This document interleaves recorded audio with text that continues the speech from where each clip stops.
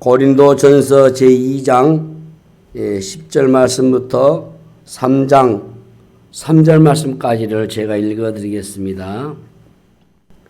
오직 하나님이 성령으로 이것을 우리에게 보이셨으니 성령은 모든 것 곧 하나님의 깊은 것까지도 통달하시느니라.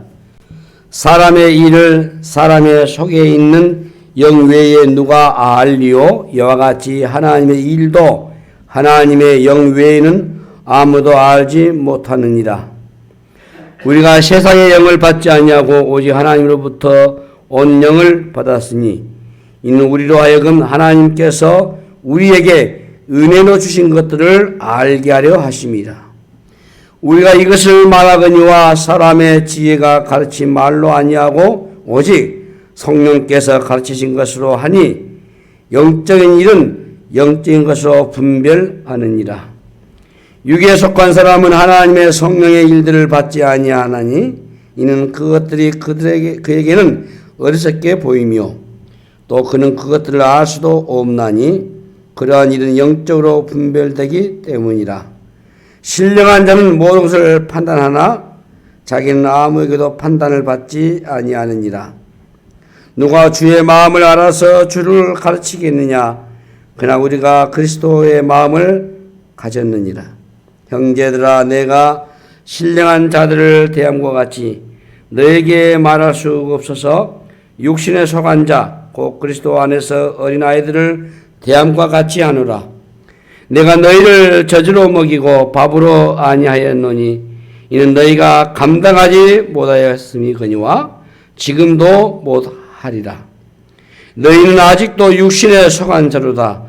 너희 가운데 시기와 분쟁이 있으니 어찌 육신에 속하여 사람을 따라 행함이 아니리요. 아멘. 우리 같이 인사 나누십시다.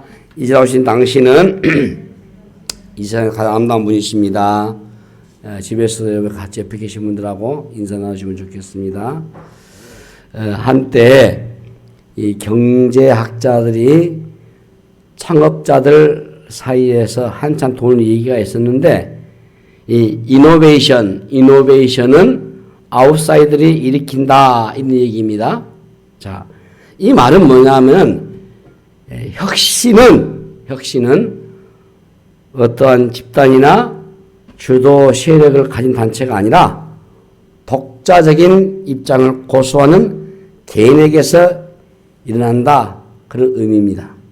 아마도 이 시대가 정해진 규율이나 지금껏 알아왔던 정통성을 강조하는 삶보다는 개인의 독특함이나 개성을 중시하는 문화로 바뀜과 동시에 일어난 용어일 것입니다.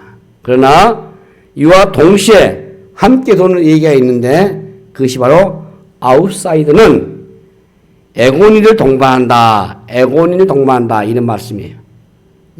혁신은 아웃사이더가 일으키나 아웃사이더는 늘 고통과 번민 그리고 고뇌를 동반한다.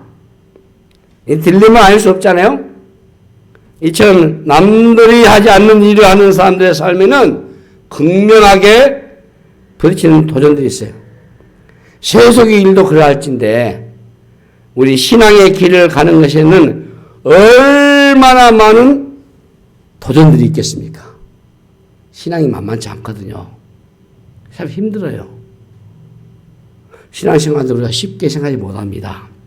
성경에서 얘기하는 그리스도인들은 세상 사람의 구습대로 살아가는 이들이 아니고 세상과는 전혀 다른 방식으로 살아가는 어쩌면 아웃사이더일 것입니다. 그렇기 때문에 우리의 삶은 올바른 그리스도인으로 살아가려고 발전될수록 그만큼 더 큰 아픔과 고통이 따를 것이고, 그렇죠? 이익과 실리, 십자가와 사명의 길 사이에서 끊임없이 부딪혀오는 고민과 번뇌들이 존재할 수밖에 없을 것입니다. 어쩌면은 우리에게 일어나는 이러한 에고니적 현상은 당연할 수도 있어요. 오늘 현 시대의 그리스도인들뿐만 아니라 우리 모든 신앙의 우리 선배들, 그리고 이 땅에 성육시하신 주님께서마저도 공생의 기간 동안 세상의 무수한 도전들에 직면했다는 것을 여러분들이 아시면 좋겠습니다. 힘들고 어렵지만은 우리가 신앙생활은 바르게 하고 정직하게 하고 합당하게 하셔야 돼요. 그리고 우리가 믿음을 잘 가꾸셔서 여러분 이 길을 잘 극복하시고 이 시대를 분명히 우리가 도전하면서 나아갈 수 있는 그런 용기와 믿음을 갖기를 바랍니다. 기도하십시다. 하나님 아버지, 은혜를 감사합니다. 힘든 시대요, 어려운 시대이긴 하나 우리에게 믿음을 주셨사오니 이 믿음 잘 가꾸시고 우리가 바른 신앙으로 승리해 나가는 저희들을 되게 하여 주옵소서. 용기와 꿈과 믿음을 더해주시고 하나님 사랑함으로 능히 감당하시도록 지난주에 말씀 중에서 넉넉히 이겨낼 수 있는 저희들 되게 하여 주시옵소서. 감사하고 우리 구주 예수 그리스도의 이름으로 간절히 기도하옵나이다. 아멘. 우리는 사람들을 보면서 이 분류를 합니다. 저 사람이 부자냐 아니면 가난한 사람이냐, 공부를 참 많이 했던 사람이냐 그렇지 않았느냐, 어떤 사회적인 기준을 가지고 사람들을 평가하죠.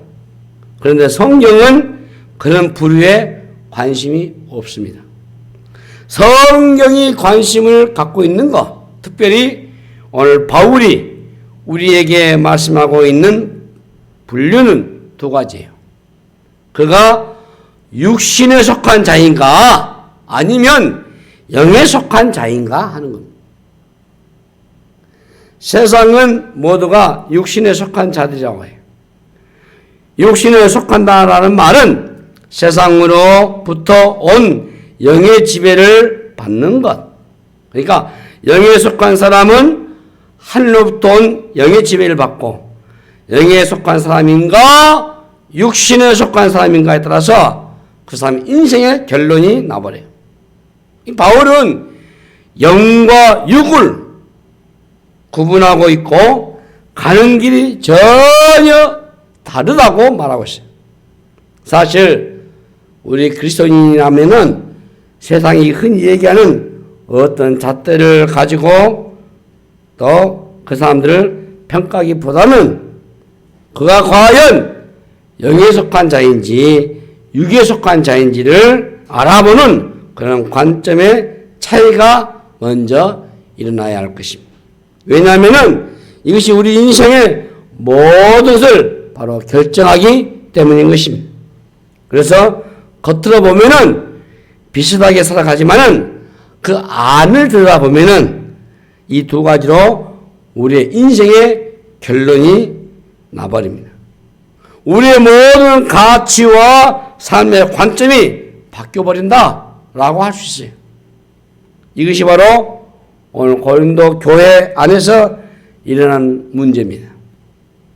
영에 속한 사람과 육에 속한 사람이 있는데 영에 속한 사람 안에서도 또 두 부류가 나온단 말이에요. 하나는 영에 속해 있지만 아직도 초입에서 여전히 예수를 믿지 않는 상태에 있을 때와 비슷한 삶을 살아가는 사람이 있고, 또 하나는 영적인 깊은 세계 안으로 들어가 있는 그런 신령한 자들이 있다 그 말이에요. 바울이 먼저 언급한 것은 우리 본문 2장 14절에 보니까 육에 속한 사람 나오죠. 육에 속한 사람은 하나님의 성령의 일들을 받지 아니하나니 이는 그것들이 그에게는 어리석게 보이며 또 그는 그것들을 알 수도 없나니 그러한 일은 영적으로 분별되기 때문이라.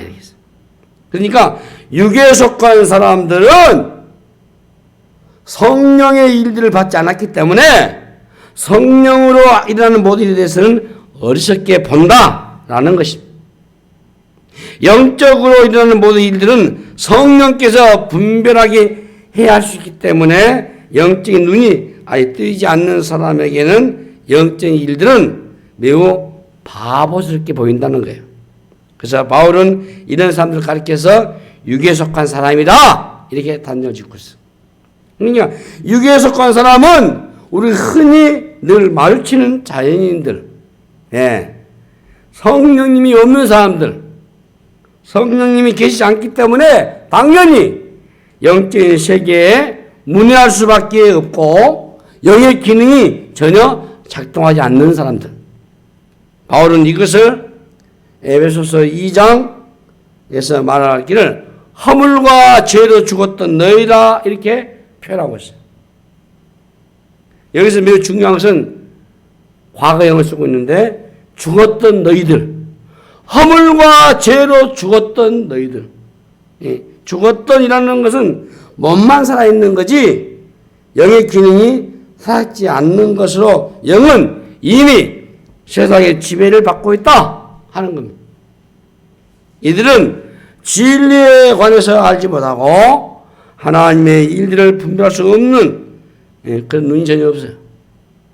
그러니까 기도하는 것도 또 주일날 예배를 드리는 것도 그리고 말씀을 우리가 들어도 그 말씀을 이해할 수도 있는 능력이 전혀 없는 것.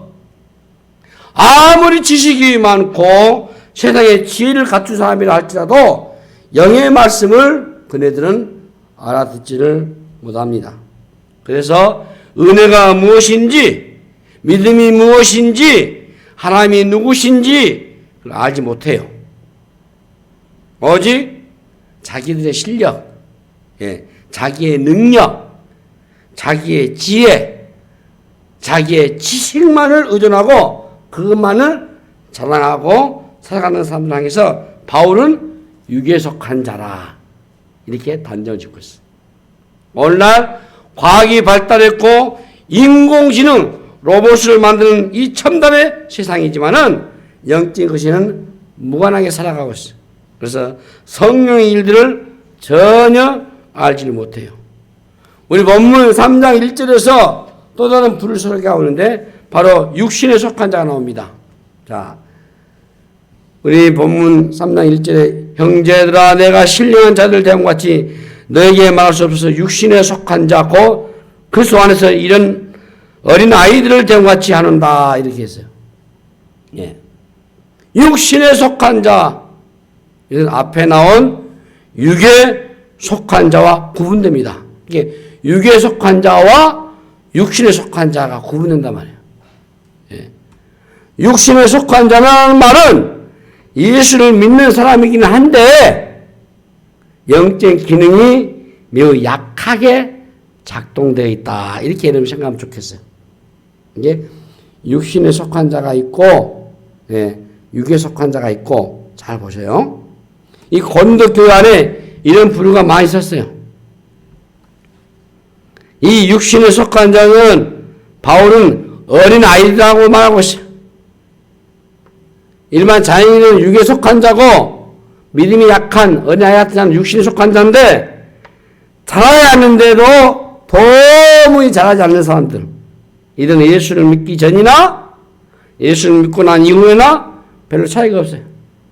예수를 믿고 교회를 다니긴 하겠지만 어떤 때는 친구랑 함께 사주 카페도 가고 점집도 가고 세상과 교회를 이리저리 왔다 갔다 들락날락하는 영적인 영역에서 성장이 일어나지 않고 여전히 세속적인 방식과 그런 삶을 살 수밖에 없는 자들 이 신자와 불신자의 경계선을 오가기 때문에 어떨 때는 신자인 것 같기도 하고 어떨 때는 신자 아닌 것 같기도 하고 구분이 어려워요. 이렇게 살아갈 이유가 뭐겠습니까? 그건 영적인 세계가 아직 보이지 않기 때문에 어떤 때는 좀 보이는가 하다가 어떤 때는 보이지 않고 이 영적인 세계보다도 세상의 것들에 더 많이 눈에 들어오면서 세속적인 삶을 살아갈 수밖에 없는 거. 아직 눈이 열리지 않았기 때문에 말씀을 묵상하기보다는 세상을 묵상하는 시간이 더 많아지는 거. 이런 삶을 가르쳐서 바울은 육신에 속한 자다. 육에 속한 자, 자연인들과 육신에 속한 자를 딱 구분해 보셔야 돼요. 고린도서 3장 3절에 보면은 너희는 아직도 육신에 속한 자로 돼 너희 가운데 시기와 분쟁이 있으니 어찌 육신에 속하여 사람을 따라 행함이 아니려. 바울의 안타까움이 묻어나오는 책망의 말씀이거든요. 육신에 속한 자들의 삶의 모습은 늘 시기와 분쟁이에요. 예. 이 고린도 교회 안에서 늘 일어나고 있었던 그런 일들입니다. 여러분 잘 아시는 것처럼 고린도 교회는 은사가 참 많아요. 영적인 마을의 체험이 있었어요. 근데 그네들 안에는 분쟁과 시기와 질투가 끊임없이 일어났단 말이에요. 왜 그러냐면은 그네들은 하나님의 은혜에 대해서 오해를 하고 있기 때문에. 자, 하나님의 은혜로 주어진 이 구원이 마치 자기들이 잘나서 얻은 것처럼 착각해버려. 은사든 구원이든 간에 모든 것이 다 하나님 주신 선물이지 않습니까? 은사도 하나님 주신 선물이고 구원도 하나님 주신 선물이거든요. 그런데 이 구원을 얻은 근거를 하나님께서 찾는 게 아니고 자기에게서 찾는 게 이게 문제된다. 십자가 안에서 우리 모두는 다 죄인이요. 네. 착한 사람이나 악한 사람이나 차이가 그렇게 많이 나지 않습니다. 들추면은 감당할 수 없을 만큼 죄인 중에 죄인이다. 다른 사람을 정죄하거나 무시할 만한 근거가 우리에게는 아무도 없어요. 그런데 처음에는 하나님의 은혜라고 노래를 부르다가 시간이 지나니까 나도 모르게 자기가 의인의식이 발동돼 버려요. 구원에 대한 감사는 점점 사라져가고 자기 자랑만 쌓인 거예요. 나는 너보다 낫다 라는 주장을 하기 시작해요. 남을 판단하기 시작하는 판단의 기준은 자기 의입니다. 자기 의가 일평생 잘 안 깨지게 되고 나도 모르게 자기 의가 다 드러날 수밖에 없어요.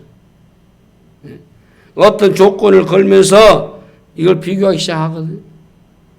무엇이 문제겠습니까? 자기가 누구인가를 잊어버린 것이 문제단 말이에요. 예. 초기에 지도자의 모습이 그랬어요. 주님을 그들이 따라다녔지만 그들 안에 속물 근성이 사라지지 않았어요. 서로 자리다툼하고 경쟁하지 않습니까? 그 이유가 뭘까요? 자중심적이기 때문에. 베드로는 예수님에게 나는 절대로 주님을 떠나지 않겠습니다 라고 장담했지만은 얼마 있지 않아서 깨져버리고 말잖아요. 왜 그런 장담합니까? 자기가 누구인지 잘 모르기 때문에. 아이들의 약점은 자기 수준을 잘 모르고 자기 평가가 잘 안 되는 거예요. 그러니까 배트맨 옷을 사주면 입은 채 뛰어내려 버려요. 옛날 우리 이명도 목사님 아들이 중앙교회 부모 가가지고 배트맨 그냥 띄워버렸어요. 올라가 옥상에서 띄워버렸어요. 그런 애기들 그래요. 좀 무서워. 자기가 누구인지 모르면 그런 유치하게 살 수밖에 없다. 고린도 교회가 그런 사람들이야. 예. 은사들을 가지고 말이죠. 서로 시기하고 질투하고 천박하는 것. 사실은 하나님이 주신 것들인데 마치 자기인 것처럼 자기 거인 것처럼 착각해버리는 거예요. 이는 결코 바람직하지 않습니다. 살아나지를 않아요. 신앙생활을 하겠지만은 육신에 속한 자로 살아가면서 영적인 초입 단계에서 늘 맴돌다가 신앙이 피곤해져 버려요. 네. 유치해지고 안타까운 삶을 유지할 수밖에 없고 불필요한 것에 에너지를 다 낭비하고 맙니다. 그러니까 여러분 신앙은 살아나셔야 돼요. 네. 육신에 속하는 것을 벗어내고 영적인 것에 기쁜 것에 그런 세계 속으로 나아가기 위해서 어떻게 해야 되겠습니까? 우리 본문 2장 15절에 보니까 신령한 자는 모든 것을 판단하나 자기는 아무에게도 판단을 받지 아니하느니라 라고 했어요. 여기 신령한 자라는 단어가 나오죠. 3장 1절에서도 그 신령한 자라는 단어가 나와요. 바울은 이 신령한 자를 영에 속한 자라 이렇게 말하고 있어요. 이는 구체적으로 어떤 상태를 말합니까? 육신적인 욕구보다도 영적인 욕구를 따라 살아가는 삶을 말해요. 예수를 믿는다고 육신적인 욕구가 한꺼번에 다 사라진 게 아니에요. 구원은 출발에 불과합니다. 구원받는 순간부터 우리 안에 제거해야 할 많은 육신적인 요소가 있어요.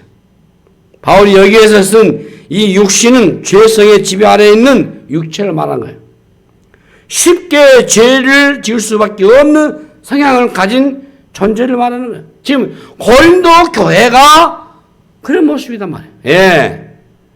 그네들은 영적인 유아기의 모습을 그대로 가지고 있어요. 그래서 3장 2절에 내가 너희를 젖으로 먹이고 밥으로 하냐 했노니 이는 너희가 감당하지 못했음이거니와 지금도 못하리라. 바울은 살아지 않는 고린도 교회를 향해서 책망하고 있어요. 책망하는 말씀이에요. 자, 살아나려고 하면 어떻게 해야 됩니까? 베드로전서 2장 2절을 보시면은 갓난 아기들 같이 순전하고 신령한 자들을 사모하라. 이는 그로 말미암아 너희로 구원에 이르도록 자라게 하려 함이라. 자라는 사람들은 말씀에 대한 사모함을 가지고 있다고 하는 특성이 있어요. 예. 자라는 아이들을 보면 잘 먹고 나는 열정이 대단합니다. 어린 신자들은 자기의 편견과 자신의 지식으로만 말씀을 거절해요. 말씀에 대한 호불호가 있어요. 자기의 성향과 기호에 맞는 말씀만 찾아요. 그러나 영적인 사람들은 말씀에 대한 시각이 강하셔야 돼요. 말씀에 대한 이해력이 높아야 되고 듣는 걸 참 좋아해야 돼요. 여러분 시편 119편을 보시면 시인은 말씀에 대한 즐거움을 여러 번 언급하면서 곳곳에서 반복하지 않던가요? 말씀을 듣는 흡수력이 남다르면은 말씀을 듣는 가운데 영적인 눈이 열리고 말이죠. 말씀을 통해서 영원히 자라가고 힘을 얻는 역사가 일어난 줄로 믿습니다. 그래서 중요한 것은 성령께서 말씀에 대한 눈을 열어주실 때에 영의 세계로 진입할 수 있다는 거예요. 그래서 우리 본문 2장 13절 하반절에 영적인 일은 영적인 것으로 분별한다고 했어요. 여기 분별하는 단어가 나오는데 중요한 것은 우리의 영의 세계가 열려야 한다. 열려야 한다는 거예요. 예. 말씀을 읽고 들어도 다 깨닫는 게 아니잖아요. 말씀을 듣는 가운데 깨달아지고 눈이 열려지고 영의 세계가 열려지고 하늘의 비밀이 깨달아지는 역사가 일어나야 하는데 그래서 인간의 지식과 지능으로 오지 성령께서만 할 수 있는 일이에요.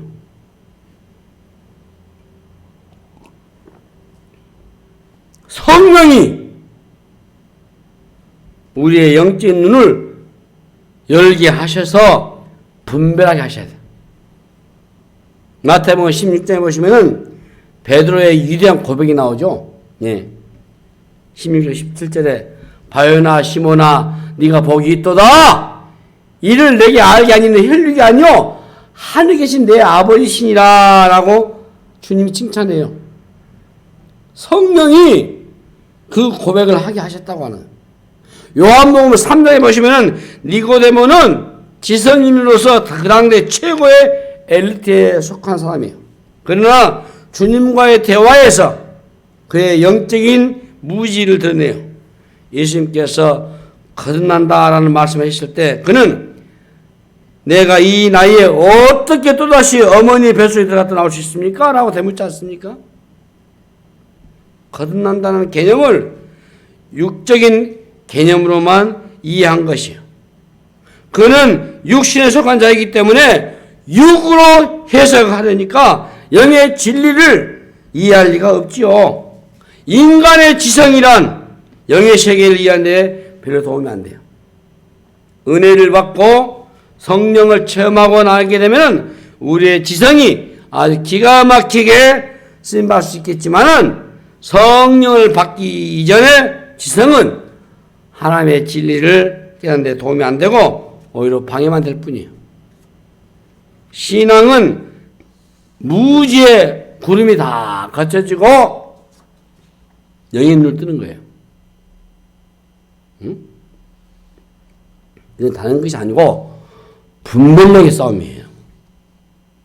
제가 자주 강조한 것 중에 하나가 영의 분별력을 늘 강조한 것처럼 분별력의 싸움이에요. 선인지 악인지 진리인지 비진리인지 이게 사는 길인지 죽는 길인지 분별할 수 있어야 돼요. 지금 고린도 교회 안에 치명적인 문제가 뭡니까? 인간의 지혜와 지식을 자랑하는 것이거든요. 그 당시에 헬라 철학적 영향 때문에요. 지혜와 지식으로 자랑스럽게 토론했던 문화가 오늘 교회 안에도 들어와 있어요. 바울은 아무리 세상에 놀라운 지혜가 있다고 할지라도 그 지혜로는 하늘의 비밀을 전혀 알 수가 없고 분별할 수가 없다고 말하고 있어요. 바울 역시도 그 당시에 참 꽤 공부를 했던 사람 아니에요? 최고 학자 가말리엘 밑에서 공부한 최고 엘리트입니다, 바울이. 그러나 그 당시에는 그의 영적 눈이 열리지 않았어요.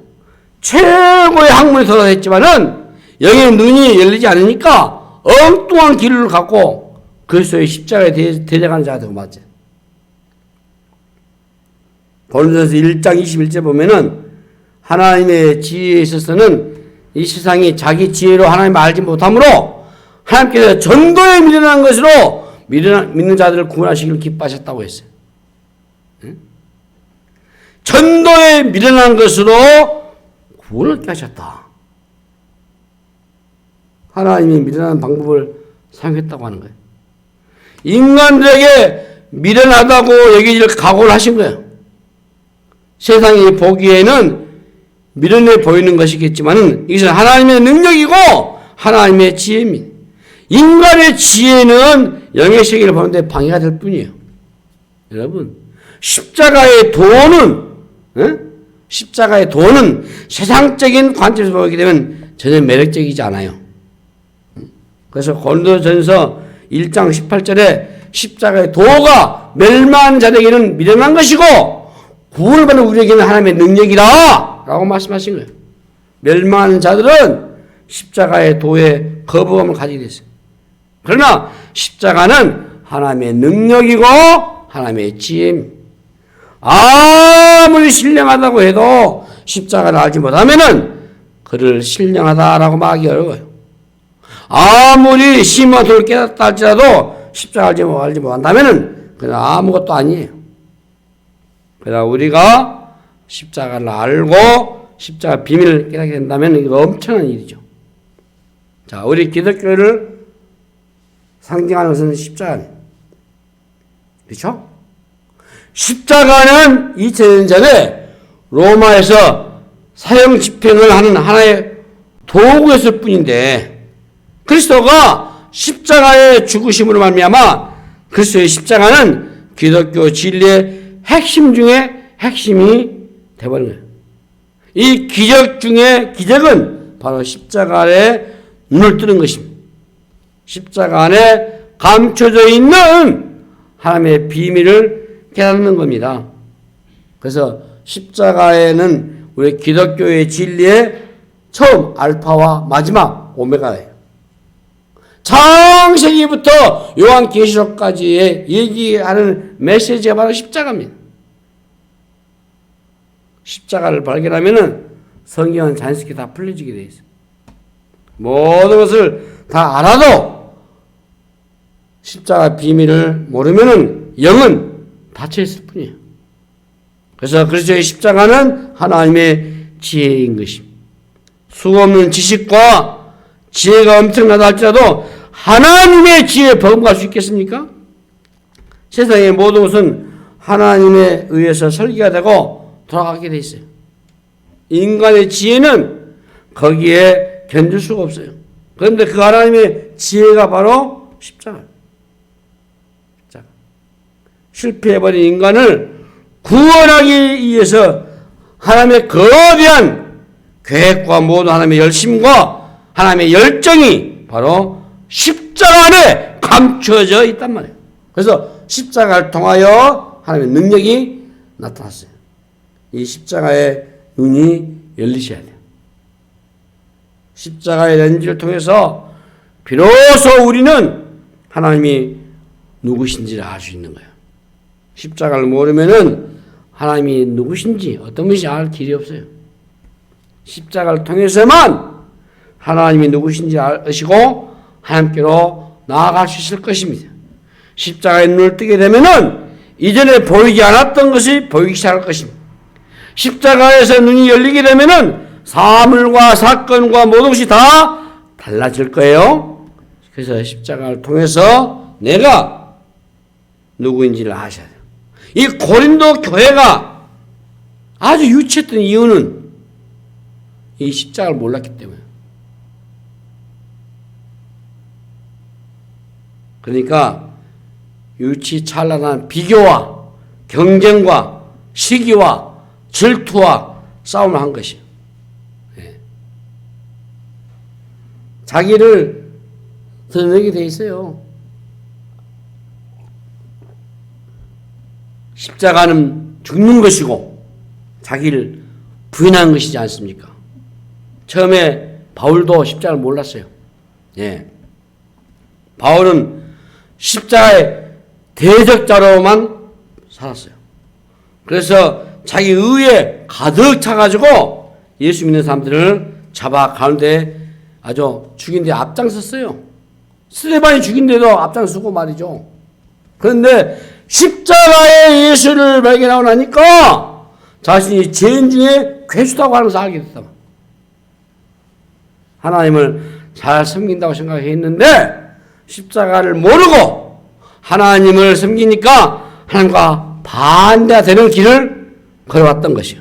얼마나 미련하고 어리석은 삶을 살아왔는지 그리스도 안에 들어오니까 이전에 쌓았고 자랑했던 모든 것이 다 그런 배설물같이 여겼다고 했어요. 그래서 여러분 십자가 앞에 서게 되면 인간이 얼마나 망가진 존재인지 얼마나 비참한 존재인지 얼마나 소망이 없는 존재인지를 깨닫게 되는 겁니다. 고린도전서 1장 23절 말씀에 우리는 십자가에 못 박힌 그리스도를 전하니 유대인에게는 꺼리끼는 것이요 이방인에게는 미련한 것이라 되고 했어요. 유대인들에게는 거리끼는 것이고 이방인들이 미련한 것이 십자가의 복음이에요. 십자가에 대한 반응을 보게 되면 그 사람의 영적인 상태를 알 수 있거든요. 영적인 눈이 열린다고 하는 것은 간단한 얘기가 아니에요. 그러나 이 영적인 눈을 열리게 하는 것은 우리의 지성이 아닌 오직 성령으로만 가능하단 말이에요. 성령의 은혜가 여러분에게 임하셔가지고 여러분들의 영혼이 활짝 열려서 그리스도의 십자가가 선명하게 드러나는 우리가 되시기를 바랍니다.